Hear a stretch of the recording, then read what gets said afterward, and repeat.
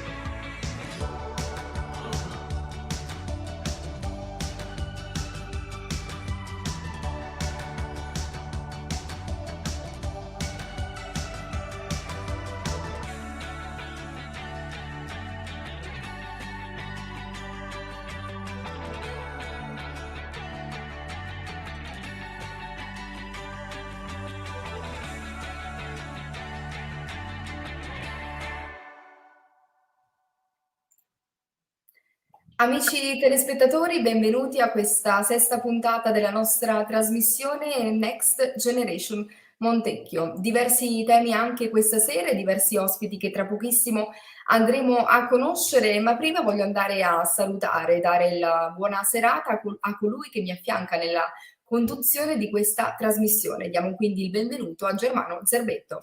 Buonasera. Ciao Ginevra e buonasera a tutti i nostri telespettatori, puntata con molti ospiti importanti e quindi seguiteci con molta attenzione. Esattamente, 5 dicembre 2021 siamo in diretta sul canale YouTube del Montecchio Channel e sulla pagina Facebook.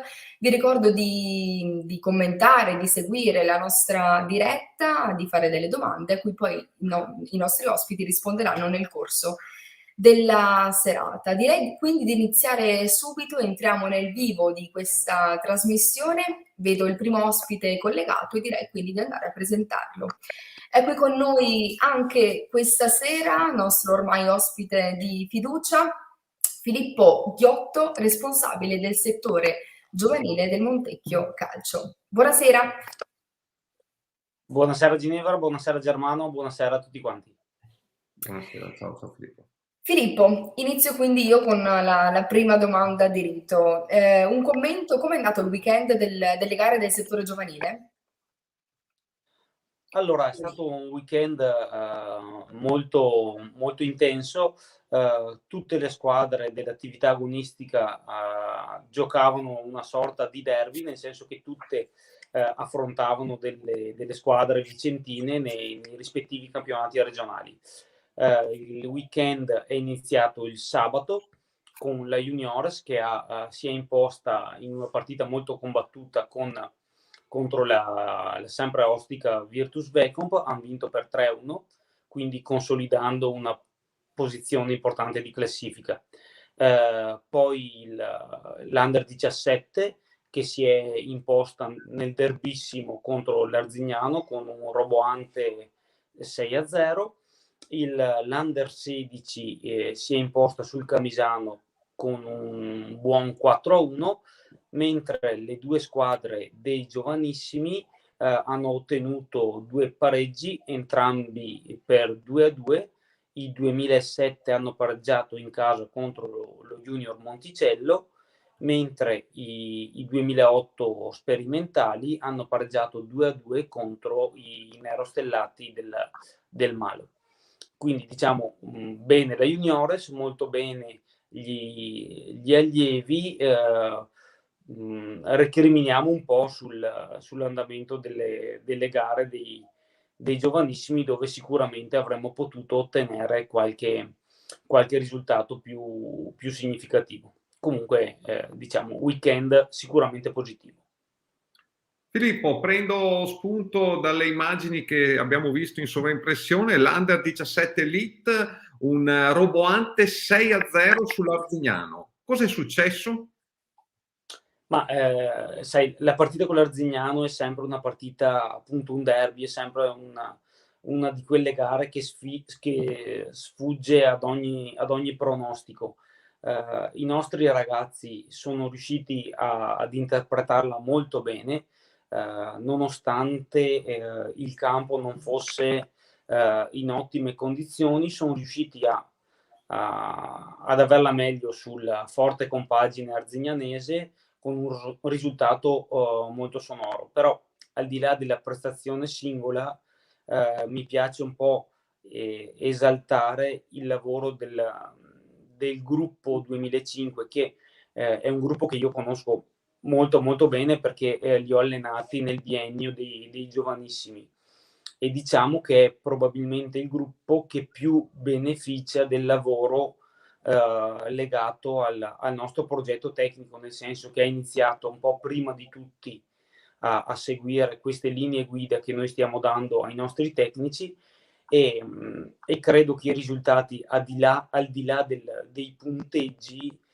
siano positivi, perché se un appassionato di calcio viene a vedere una partita dei nostri allievi under 17, ripeto, indipendentemente dal risultato, vede una squadra che ha una sua identità, gioca, vuol sempre proporre, non si basa sulle caratteristiche dell'avversario, e cerca sempre di imporre quelle che sono le proprie idee, che sono quelle che noi col nostro progetto tecnico stiamo cercando di allargare a tutte le compagini, anche ai piccolini, quindi anche alle attività di base. Parlando invece, Filippo, dei più piccoli, Pulcini ed esordienti come stanno andando, come stanno procedendo?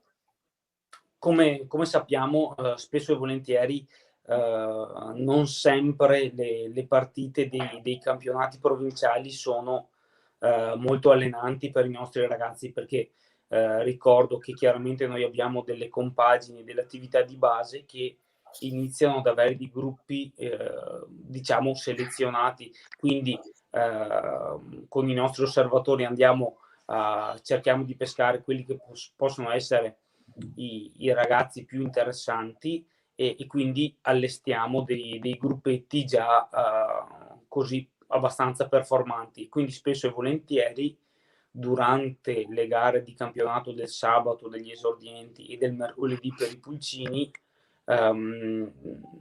non abbiamo così un ritorno di informazioni che possa esserci molto utile, quindi di conseguenza cerchiamo di integrare l'attività dei piccoli con delle amichevoli, con dei test formativi per i nostri ragazzi, che possano essere allenanti per farli crescere. Bene, Filippo, ci stacchiamo un attimo dal settore giovanile e per parlare volevo una tua visione, un tuo parere sulla prima squadra, come sta andando il Montecchio, come lo vedi, prima appunto di introdurre poi l'ospite della prima squadra. Quindi Filippo, come vedi questo Montecchio Maggiore prima squadra? Ma allora, per noi membri, staff del settore giovanile, è sempre importante tenere l'occhio sulla prima squadra, perché possiamo avere così un po' di ritorno di quello che è il nostro lavoro, cioè vedere ragazzi che sono cresciuti che hanno fatto parte delle compagini giovanili, poi trovare spazio la domenica pomeriggio con la prima squadra è per noi motivo di grande orgoglio e di soddisfazione. E, al di là del Matteo Casarotto, che è un prodotto del nostro settore giovanile, in quanto lui è veramente cresciuto qui, nel senso che lui ha iniziato da piccolissimo, da pulcino. Ogni anno vengono inseriti dei ragazzi, uno dei quali sarà in collegamento anche più tardi, che possono dar lustro al nostro settore giovanile. Domenica ha fatto, diciamo, un esordio bis Matteo Portinari, nel senso che l'anno scorso nel mini campionato aveva esordito in eccellenza, però magari in una partita dai contenuti sportivi un po' meno pressanti, in quanto era l'ultima giornata di campionato nella quale ormai i giochi, per quanto ci riguardava, erano già fatti. E invece domenica Matteo è entrato in una situazione difficile, perché appunto è stato espulso il portiere, è entrato in una situazione di 11 contro 10 e ha fortemente contribuito a quello che è stato un po' il risultato importante della nostra prima squadra. Bene, Grazie Filippo, ti mettiamo un attimo in attesa, tanto rimarrai con noi per il resto della serata.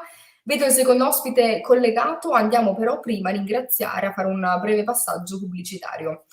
Partiamo dal ringraziare alcuni dei nostri sponsor, quindi SAP Spa, via Casalin 3 a Vagliona Vicenza, un grazie anche a Macron Store Vicenza, che è un negozio in viale Camisano 70-72 a Vicenza.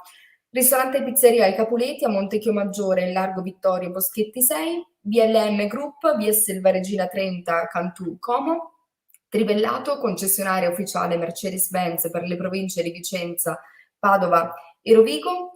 Un grazie anche a Centro Medico Vicenza, in via Gioberti 46, Costa Bissara, Vicenza. Fuba Spa, in viale Europa 84 a Montecchio Maggiore. Poi ancora negozio del noleggio in viale Jacopo dal Verme 38 Vicenza, Fontana Sport in via Pasubio 144 Caldogno Vicenza, Profumeria Savina in viale Pietro Ceccato 69 a Montecchio Maggiore, FB Impianti Elettrici via San Pio X 32 a Montecchio Maggiore, Urban Salotti in via Cavour 11 a Vicenza e per concludere Centro Medico Cosma, presenti con Centro Medico sempre con sede a Montecchio Maggiore. Vedo il secondo ospite collegato, quindi Germano, se mi dai l'ok, vado a presentarlo. Vai pure Ginevra. Abbiamo Alberto Meggiolaro, giocatore del Montecchio Maggiore. Buonasera a tutti. Buonasera. Ciao Alberto. Ciao Germano. Alberto, iniziamo un attimo quindi a parlare della partita di domenica scorsa vinta 3-0 contro il Cornedo. Che tipo di partita è stata? È stata una bella partita, una bella vittoria anche, e infatti nonostante l'espulsione di Saggioro dopo qualche minuto del secondo tempo siamo riusciti con la forza del gruppo, con la determinazione a portare a casa la vittoria contro un avversario che comunque ha dei buoni giocatori e che non dimostra la classifica che ha. Alberto, ricordiamo, tu sei un classe 2003, è già il secondo anno che giochi in prima squadra, raccontaci un po' dove sei cresciuto come settore giovanile. Allora, io ho iniziato da quando avevo 5 anni a giocare nell'Arzignano, Valchiampo. Ho fatto tutta la trafila del settore giovanile fino agli allievi, quando sono passato a Montecchio. Ho fatto allievi primo anno, allievi secondo anno e poi ho fatto il salto direttamente in prima squadra. E infatti dall'anno scorso e questo è il secondo anno. Bene. Sappiamo che recentemente sei stato convocato nella rappresentativa. Che esperienza è stata? La rappresentativa è sempre un onore, è una maniera di mettersi in mostra, di conoscere nuove realtà e nuovi ragazzi, di mettersi in confronto con altri giocatori, altri mister. Io ho già avuto modo di conoscere, di fare questa esperienza negli anni passati. Ho fatto la rappresentativa provinciale e le 2 regionali ed è sempre un piacere e un motivo d'orgoglio comunque essere chiamato e partecipare. Assolutamente.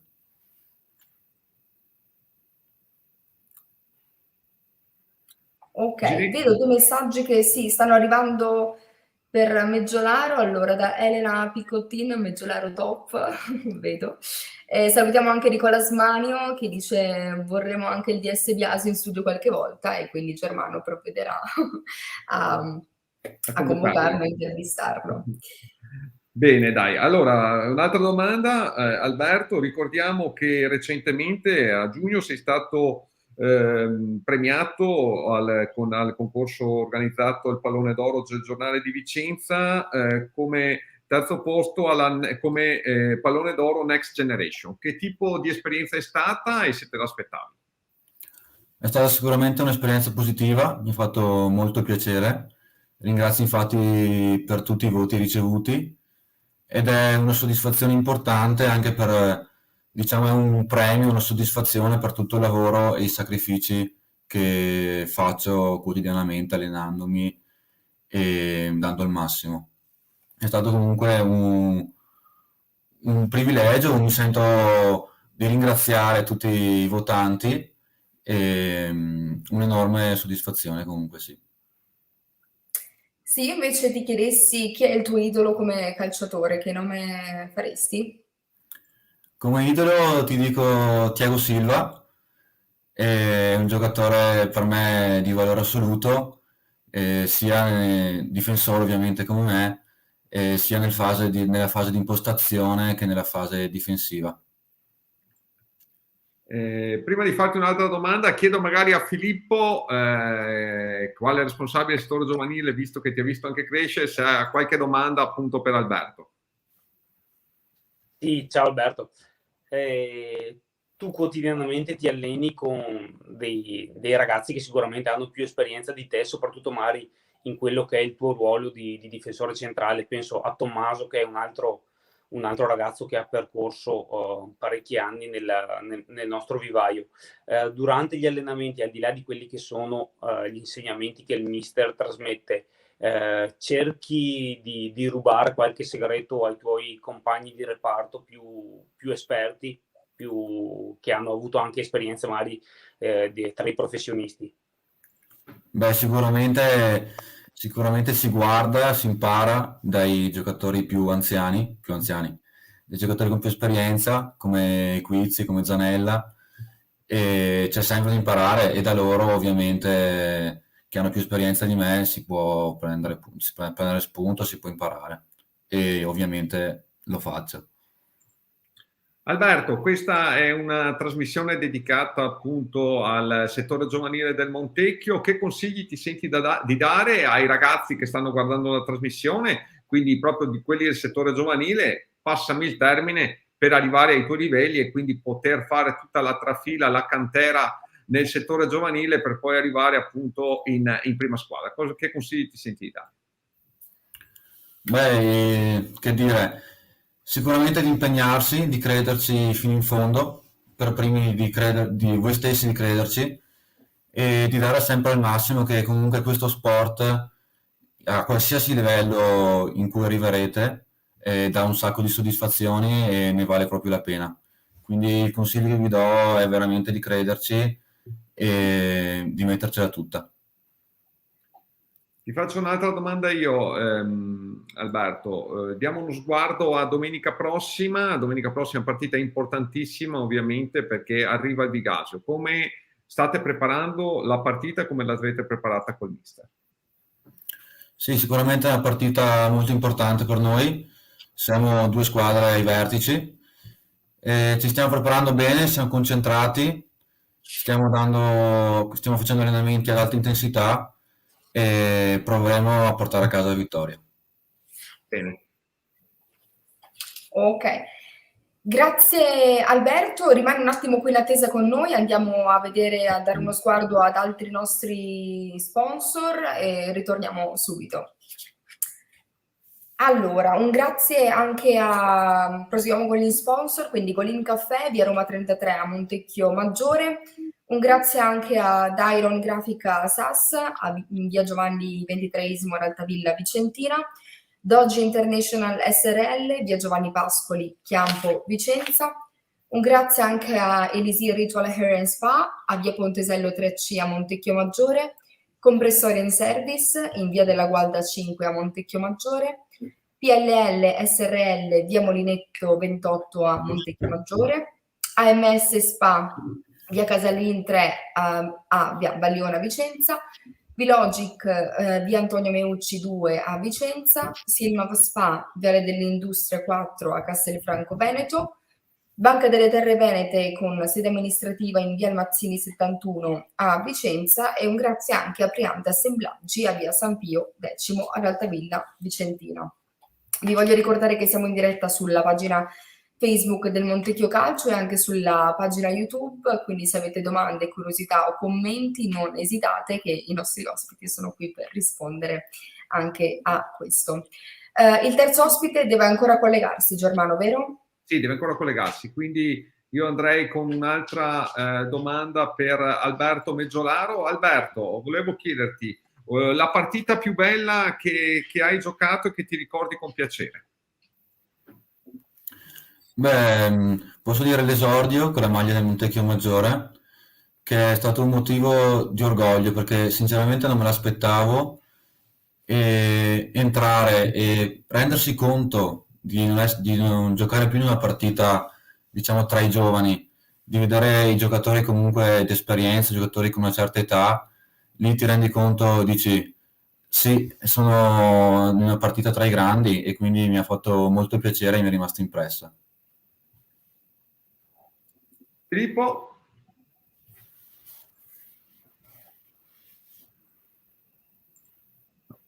Vediamo, eccolo qua. Filippo, ci sei? Se vuoi fare un'altra domanda per Alberto? Ecco, sì, scusate, ho avuto problemi col microfono.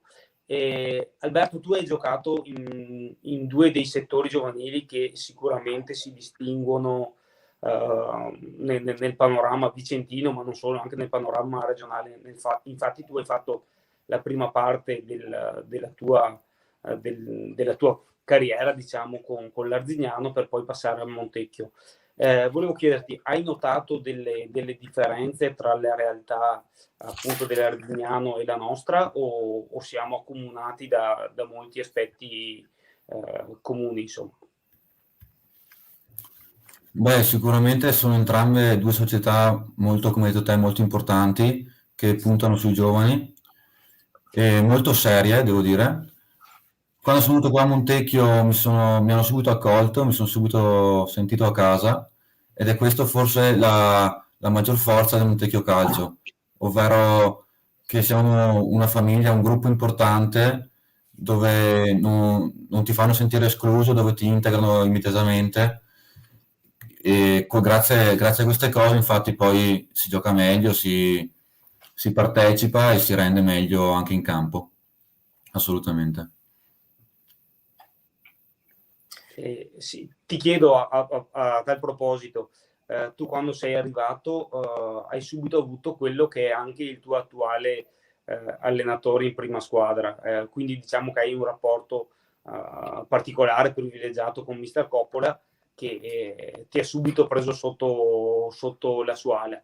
Quindi volevo chiederti che rapporto hai con lui, come ti trovi, visto anche l'enorme esperienza che ha lui dal punto di vista di giocatore, in quanto ha giocato in società professionistiche e in campionati molto importanti. Sì, quando sono arrivato ho subito avuto come mister Coppola, mister Federico, per i 2 anni degli allievi, e successivamente quest'anno ci siamo ritrovati nella prima squadra. Col mister ho un buon rapporto, un rapporto di fiducia, un rapporto che sia in campo che fuori è molto positivo. Infatti per ogni dubbio o problema non ho nessun problema, non ho nessun particolare tipo di problema a parlarne con lui, ed è sempre una persona molto disponibile e molto capace, molto pronta ad aiutarti sia nel settore campo, nel settore gioco, che per i fattori extra calcio, fattori personali comunque. Vedo 2 commenti che sono arrivati da Marco Russi, che salutiamo, che ci segue sempre con molto piacere. È importante dare voce ai giovani, bisogna valorizzarlo e responsabilizzarli. Giustissimo. Ho una domanda per te, Alberto, e ti chiedo, secondo te, quali 3 caratteristiche, 3 qualità, insomma, che dovrebbero, cioè che essenziali, insomma, per un calciatore, che dovrebbero avere? Allora, per prima, che forse è quella che più mi caratterizza, è la determinazione, ovvero crederci fino in fondo. Poi ovviamente ci sono le doti tecniche, doti fisiche, ma soprattutto le doti mentali, secondo me, sono fondamentali, poiché puoi avere tutte le qualità fisiche o tecniche del mondo, ma se non c'hai la testa, alla fine non arrivi all'obiettivo.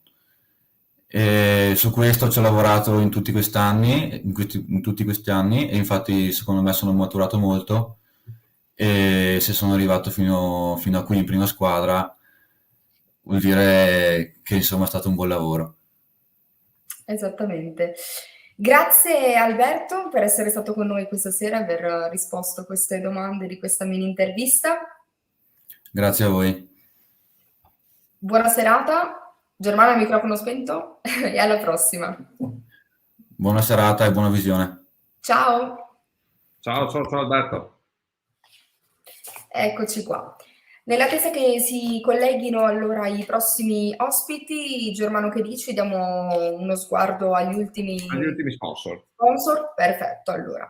Un grazie anche a V-Wine, Viale della Scienza 9 a Vicenza, BF, sempre in Via della Scienza 21 a Castelgomberto Vicenza, Metallurgica San Marco, Via Gavardina di Sopra, Via Statale 11 a Ponte San Marco Brescia, Unipolsai, Agenzia Generale di Alte Ceccato, Via Nogara 19, Veneto Distributori di Savignano, Giuliano e C, Via Garibaldi 83 a Corneto Vicentino, Cavec in Via Bernardi 1 a Rubano Padova, Spas Obiettivo Sport in Via Guglielmo Ghislandi 28 Brescia, Balzarin per l'elettronica in Via Arzignano 3 a Trissino, Vicenza, TFR di Roncolato e CSAS in Via Cristoforo Colombo 2 a Montecchio Maggiore, e per concludere un grazie anche a Plan SRL, Lavorazioni Tubi in Via Primo Mago 2, zona industriale a Castelgomberto.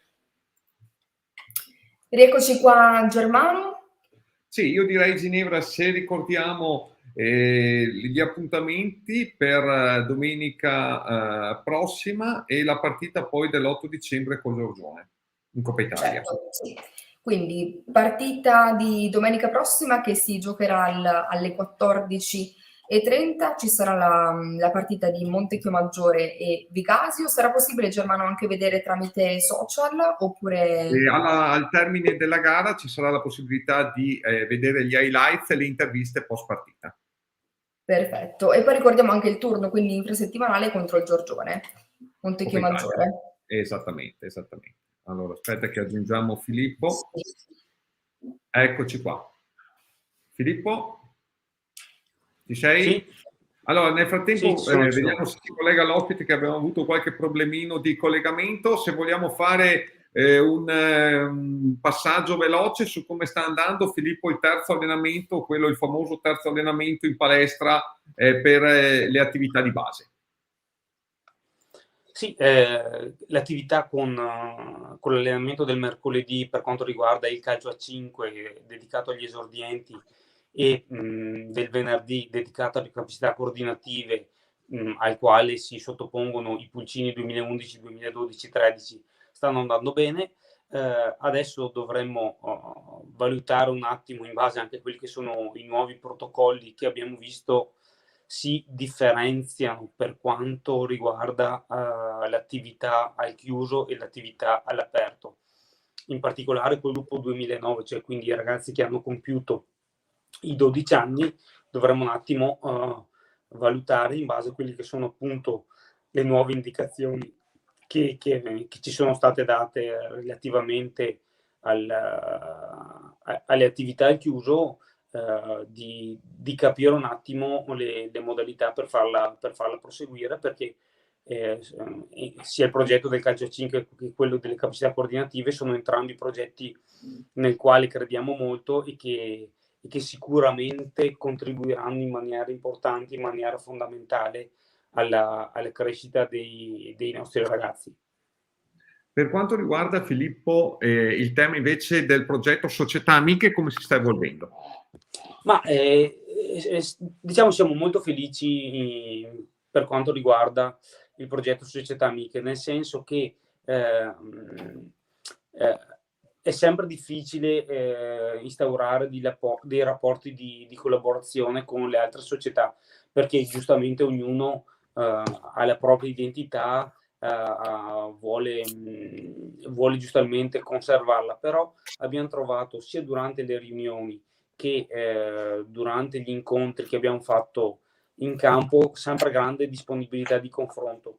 Sabato scorso abbiamo avuto al polisportivo ospiti i classi 2013-2014 del San Vitale, che hanno fatto gli allenamenti con gli staff dei centri federali territoriali, e ho avuto grande riscontro molto positivo da parte dei bambini che si sono divertiti, ma anche da parte dei tecnici del San Vitale, che abbiamo coinvolto in questa nostra attività che da 2 anni portiamo avanti con la FIGC Veneto. Quindi diciamo che siamo partiti bene, possiamo crescere, possiamo migliorare, però sicuramente è un progetto che nei prossimi anni ci darà molti frutti.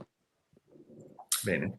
Filippo, invece una domanda un po' più generale, parlando in generale del settore giovanile. Ad oggi, quali squadre magari stanno ottenendo migliori risultati e quali invece squadre potrebbero, insomma, ambire a un livello più alto,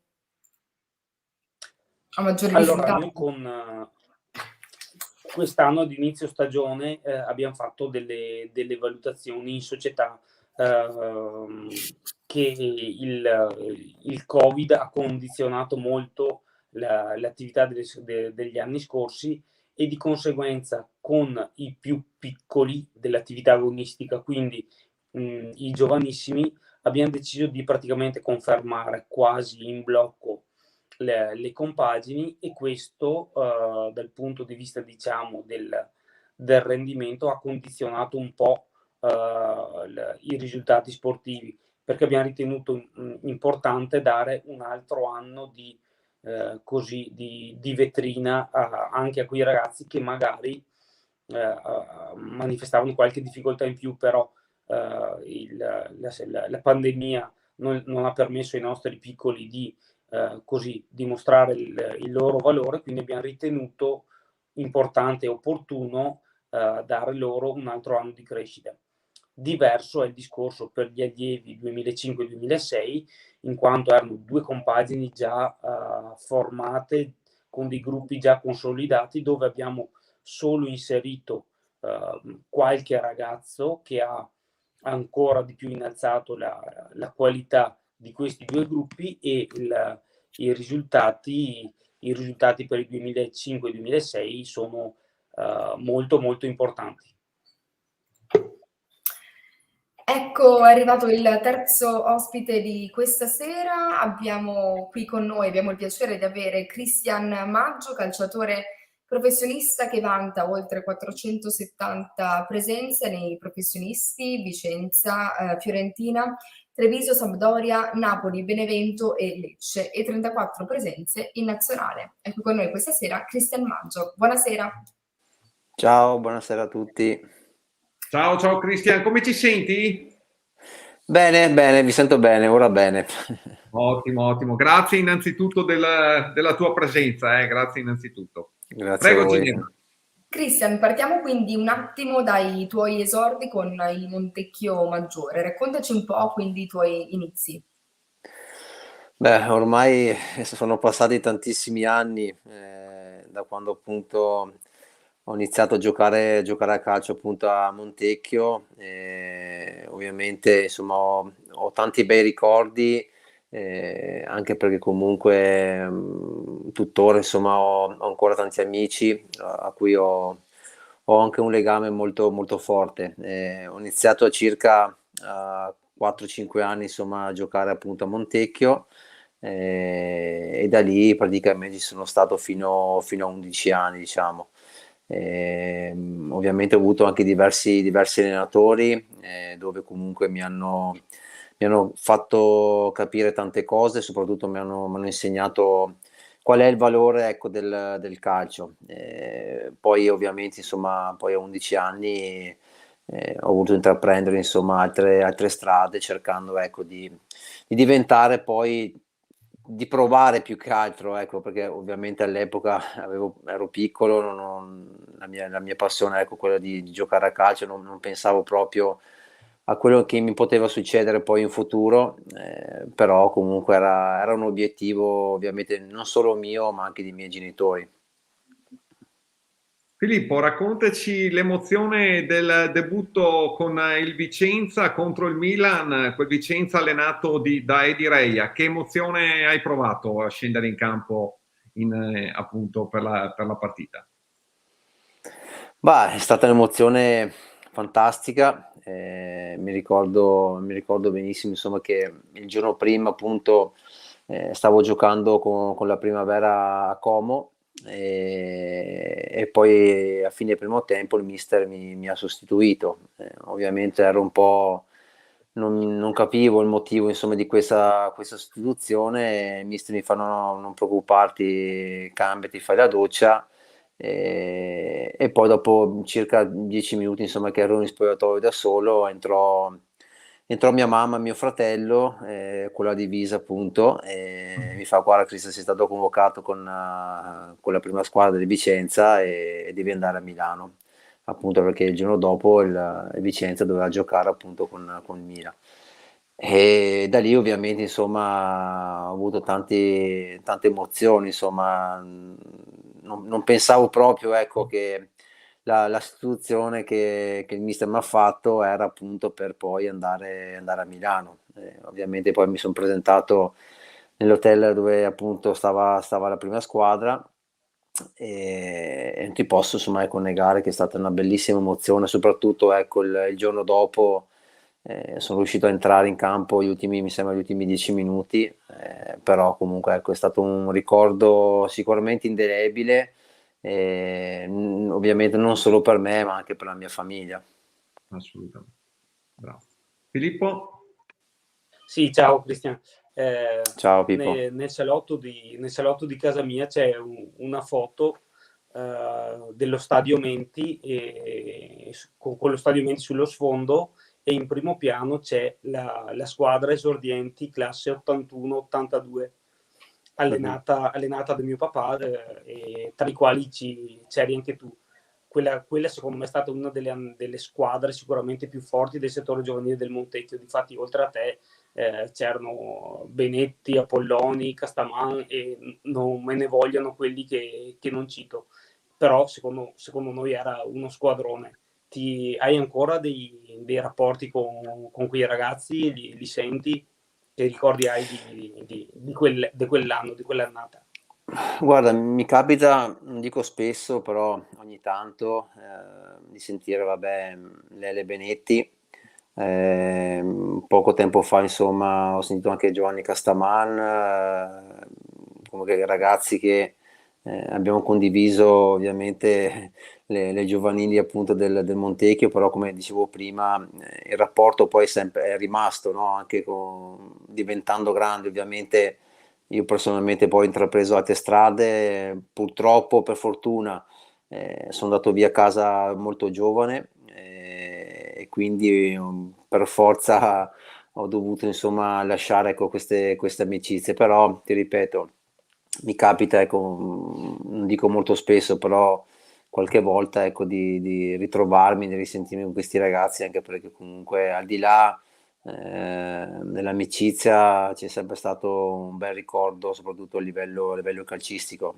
Mi ricordo benissimo che eravamo, diciamo così, la bestia nera di tante squadre blasonate, e ti posso anche negare, all'epoca, insomma, c'era anche il Vicenza, insomma, che comunque mi ricordo qualche finale che abbiamo fatto, e quindi il Vicenza, insomma, era sempre diceva sempre che, insomma, che eravamo la bestia nera loro, quindi questo per noi era un motivo di vanto sicuramente, e quindi anche questi, insomma, sono ricordi bei importanti.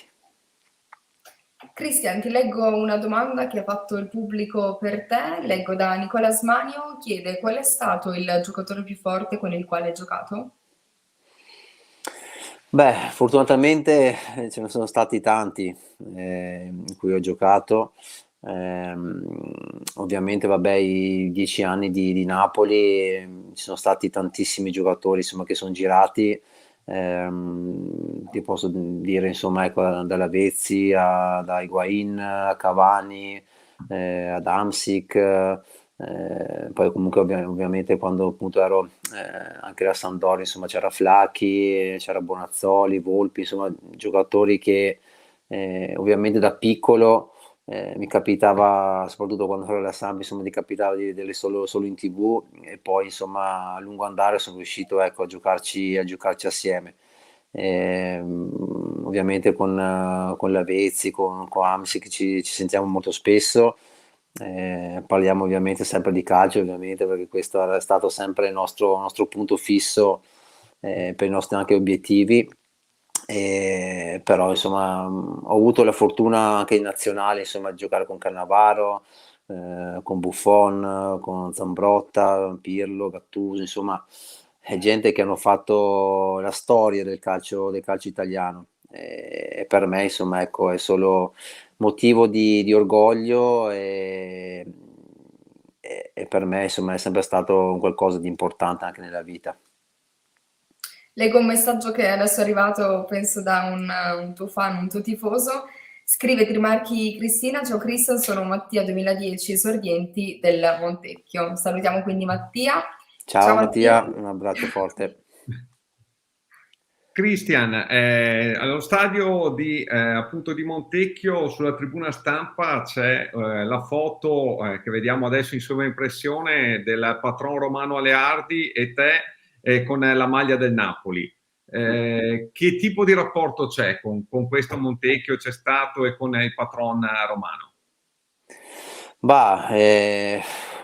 Con Romano ovviamente c'è stato e c'è tuttora, insomma, ovviamente purtroppo per motivi sia miei che suoi di lavoro ci vediamo pochissimo, però per me Romano è sempre stato un punto di riferimento, lo è stato tantissimo, insomma, per mio papà, che praticamente erano, diciamo così, erano come fratelli, e io questo da piccolo l'ho capito molto, vedevo, insomma, che erano sempre assieme, e poi, insomma, è riuscito, insomma, ecco, a farmi da padrino al battesimo, e quindi per me questo è sempre stato fonte di orgoglio.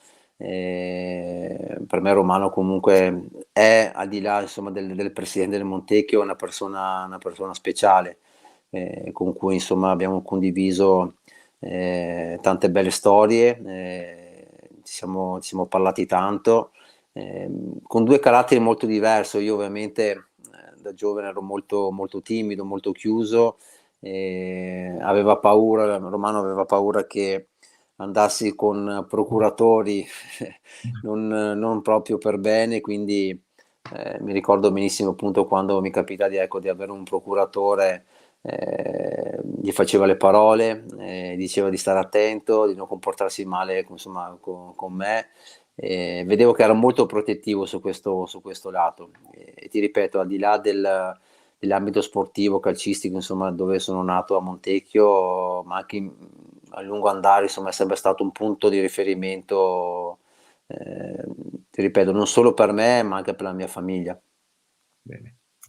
Cristian, abbiamo una persona che vuole salutarti, è in collegamento con noi. Guarda. Allora, che così. In diretta. Riccardo? Buonasera a tutti. Ciao, Grande Ricky. come stai, Cri? Bene, che tutto a piacere posto. vederti. Ma dove Credimi, sei? adesso sono a Porto Tolle, per Caspita. lavoro, sono qua un po' distante. Però quando Grande Germano Ricky. mi ha detto guarda che stasera ho Cristian Maggio in trasmissione, ho detto no, me lo devi far salutare a tutti i costi perché è una vita che non ci vediamo. Mamma E mia, adesso colgo veramente. l'occasione, grande Cristian, colgo l'occasione per invitarti al campo a trovarci, perché Volentieri. per noi che adesso stiamo lavorando con la prima squadra sarebbe un grande onore averti là, e anche per Hai i nostri voglia. ragazzi sarebbero tanti stimoli in più vedere Hai un voglia, ci campione come sei mancherebbe, stato Ricky. te al campo, quindi ci farebbe tanto piacere. Adesso non so dove abiti, se abiti a Napoli, Benevento, Sì, vivo dove. a Napoli, Riccardo, vivo a Ah, ok. Napoli. Sì, Mm. quindi Strano, sono. strano per te Napoli, strano No, per te vivere a Napoli. ma infatti, ma guarda, ormai sono un 14 anni che sono a Napoli, Beh, quindi ho fatto immagino. un terzo della mia vita qui a Napoli e ovviamente per il momento stiamo bene qua, Riccardo, Vabbè, però chiaro, sai, però la chiaro. voglia magari ogni tanto è quella di tornare a casa, c'è sempre, Certo. però Per insomma. Natale tornerai su, per Natale Ma tornerai su. spero di sì, spero di sì, spero di sì. Ecco, e allora ci vediamo al campo, ti aspettiamo al campo. Questo è l'invito Dai, ufficiale. Ti va aspettiamo bene, al va campo, bene. tanto noi nelle festività staremo 4-5 giorni, ma poi dopo siamo presenti al campo. Quindi dai, ti Vai, aspettiamo, ok? dai, volentieri, Riccardo, Grande Cristian, è perfetto. stato un grande piacere Grazie, salutarti. un abbraccio Ciao, forte, mi caro. raccomando. Buona Grazie Grazie. serata a caro Paolo tutti, per ciao essere stato con Filippo, noi. ciao Ginevra, Ciao, ciao ciao, Germano, ciao. buona serata a Ciao, Ciao, tutti. ciao, grazie. Ciao, ciao, ciao, ciao, ciao. ciao, ciao, ciao. Grazie. Ma come fate a Grazie. conoscerlo voi? Perché Spettacolo. è con Federico Coppola è l'allenatore in seconda e quindi collabora, Ah, appunto con la prima squadra, e quindi nell'occasione oggi è uscito che eri ospite, mi ha detto dai che gli facciamo una carambata, una sorpresa, e quindi no. colgo l'occasione per salutarlo. Quindi insomma, ecco Cristian, rinnovo anch'io l'invito, insomma, quando avrai occasione di passare per Montecchio sarebbe un grande onore averti allo stadio per vedere la partita o per venire a salutare i ragazzi, sarebbe veramente un grande onore e di grande stimolo, insomma. Certo, volentieri Germano, ci organizzeremo con calma, ci organizzeremo, non c'è problema. Grazie. Non Grazie preoccuparti. Cristian di aver accettato l'invito, aver risposto alle nostre domande ed essere stato con noi questa sera. Grazie a voi, mi raccomando, in bocca al lupo per tutto e speriamo ecco, di vederci presto. Grazie di nuovo. Altrettanto. Grazie a Grazie. voi, Ciao, Cristian, ciao. ciao, grazie. buona serata. Ciao. Ciao. Ciao, ciao, ciao. Ciao. Siamo quasi giunti alla conclusione di questa puntata. Ultimo ospite in collegamento con noi, andiamo a presentarlo. Abbiamo Patrick Pitton, vicepresidente del Comitato Regionale Veneto. Allora, un attimino, perché abbiamo qualche problemino, vediamo se riusciamo a ricollegarci che l'avevo visto prima in collegamento. Eccolo qua, sì, perfetto. Ok, vai Ginevra. Ok, quindi diamo il benvenuto a Patrick Pitton, vicepresidente del Comitato Regionale Veneto. Buonasera. Buonasera a tutti, ciao. Ciao Patrick, Ciao. mi scuso per il ritardo, abbiamo avuto qualche slittamento nell'orario, mi farò perdonare, dai, mi farò perdonare. No, non preoccupatevi, io sono qua. Patrick, allora proviamo a tracciare assieme a te un bilancio della prima parte di questa stagione sportiva in corso. In particolare ci focalizziamo nel settore giovanile a livello veneto. Ma diciamo che la stagione è una stagione difficile, però le società hanno dato dimostrazione di applicare i protocolli e quindi siamo arrivati ormai diciamo alla penultima di campionato, terzultima di campionato, e quindi con poche diciamo partite rinviate, quelle che sono state rinviate sono state quasi tutte recuperate, quindi io farei veramente un grande applauso alle società e a tutti i dirigenti e i volontari, perché grazie a loro quest'anno è ripartito il calcio, grazie a questo grande serbatoio, questa macchina fatta veramente da uomini e donne di ogni ceto, di ogni razza, che si sono messi a disposizione per far partire diciamo il calcio, quello vero, quello fatto nei nostri territori, nelle nostre terre, per i nostri giovani, anche se il calcio a livello magari professionistico è bistrattato. Quindi io veramente di cuore dico grazie alle società, a tutte queste persone, parliamo Filippo in rappresentanza del Montecchio, ma abbiamo tantissime altre persone che dietro lavorano veramente con il cuore.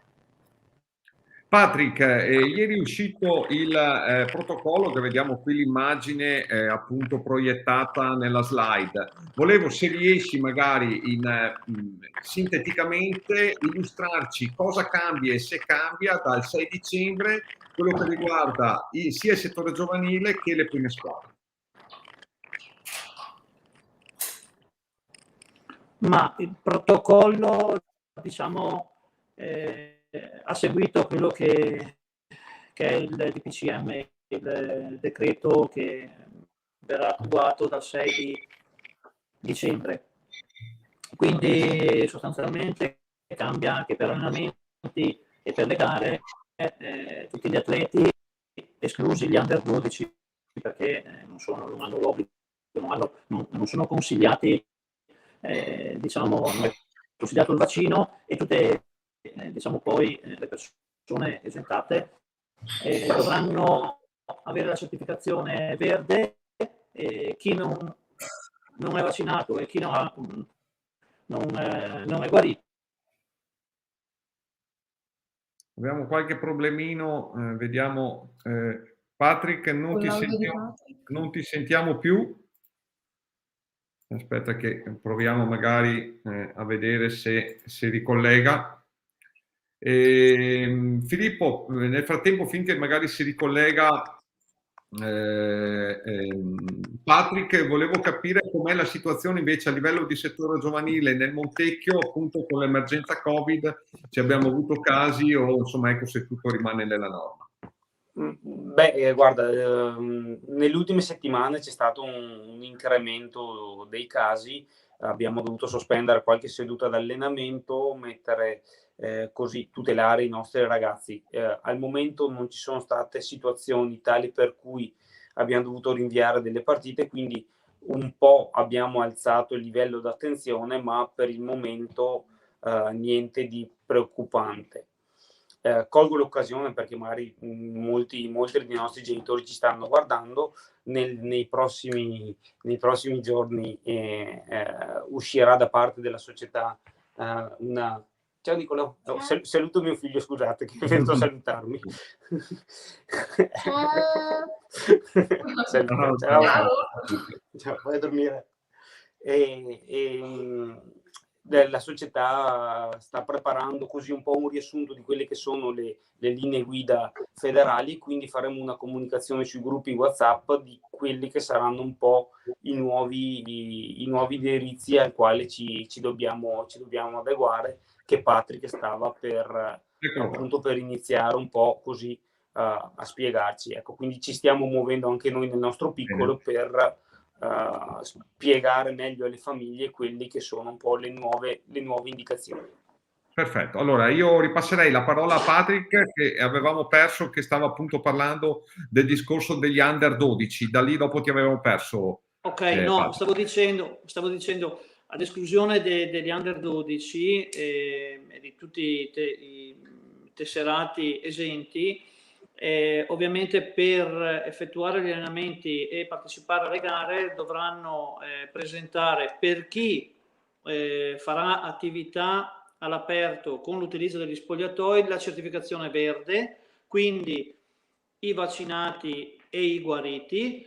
Chi non si è vaccinato e chi non è guarito dovrà presentare il tampone ogni 48/72 ore. Questa è la variazione sostanziale.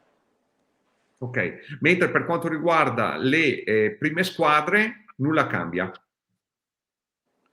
No, ho detto dall'under 12 in su, cioè dalla promozione per l'eccellenza già facevano i tamponi perché è a carattere nazionale, ma dalla promozione alla terza categoria, passando per il settore giovanile, regionale, provinciale, questa è la nuova procedura. Certificazione verde, e quindi chi non è vaccinato e non è guarito dovrà effettuare i tamponi ogni 48-72 ore. Perfetto. Ginevra, vai pure. Sì, passando invece ad un altro argomento, ultimamente c'è stato un notevole aggravamento di episodi di violenza contro gli arbitri anche nel settore giovanile. Cosa ti senti di dire a riguardo, giocatori, dirigenti e genitori, per cercare di debellare questi atti di violenza? Beh, questi sono atti che vanno condannati, secondo il mio punto di vista, a prescindere. In poco più di 3 mesi di attività abbiamo avuto quasi 19-20 episodi di violenza dove gli arbitri hanno dovuto ricorrere alle cure ospedaliere. Quindi bisogna veramente scoraggiare chi non rispetta la figura dell'arbitro, perché per essere rispettati bisogna rispettare. E non dimentichiamo che senza arbitri noi non faremo sicuramente attività. Per questo che dico che devono essere aiutati e protetti.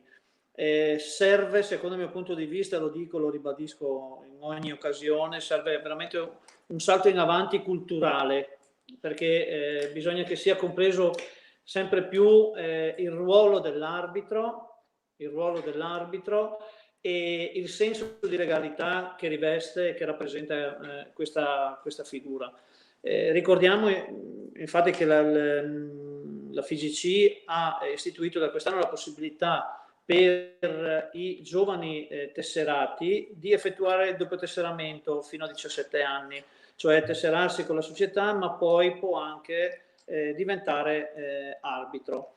E questo dà la possibilità alla classe arbitrale sicuramente di crescere con una maggiore, diciamo, conoscenza delle regole, maggiore sensibilità e speriamo che porti anche ad un'apertura dentro e fuori il campo e che si cominci veramente, si possa vivere diciamo questo bellissimo sport gustandosi una gara senza stupidi pregiudizi che poi vanno a inficiare quello che è effettivamente il gioco del calcio. Filippo? Sì, Patrick, io volevo chiederti una cosa con un po' lo sguardo sulla stagione sportiva 2022-2023. Quest'anno il plateau dei campionati regionali ha subito una notevole variazione rispetto a quello che era la consuetudine pre-Covid, nel senso che si è passati da 2 a 3 gironi per i campionati elite sia allievi che giovanissimi e da 2 a 4 gironi nei campionati sperimentali sia per gli allievi che per i giovanissimi. L'idea, se già c'è, è quella di rientrare pian piano alle condizioni pre-Covid, o pensi che andremo avanti con un numero allargato come questo di campionati e di gironi? Beh, sicuramente, come abbiamo sempre detto, noi dobbiamo rientrare quanto prima agli organici originali, quindi io direi che già dal prossimo anno, poi anche con il discorso no playoff, è tutto legato, gioco forza, al rientro di questi numeri, perché anche nel settore giovanile più ampi la forbice nei gironi e meno vai a qualificare, diciamo, le categorie. Quindi ecco, il nostro input è questo: nel giro di 2-3 anni si deve rientrare con i gironi da 16, compatibilmente con diciamo il virus Covid, perché purtroppo quello che diciamo oggi domani puntualmente viene smentito. Quindi in questo momento la nostra visione per il futuro è quello di riportare diciamo almeno a livello regionale gli organici originali che avevamo in origine. Bene. Patrick, vorrei farti l'ultima domanda, nel senso per quanto riguarda il comitato regionale, se ha qualche novità in corso per l'annata in corso, piuttosto che qualche idea, perché sappiamo che ogni anno qualcosa, insomma, ecco, porta sempre il comitato, insomma, guardando anche con positività il futuro. Qualche iniziativa particolare? Abbiamo visto che avete iniziato con l'esport, quindi anche l'iniziativa per quanto riguarda anche il calcio virtuale con le società, o qualche altro, insomma, ecco, così da mettere un po' al corrente i nostri telespettatori per capire un po', insomma, ecco, come si sta muovendo il comitato.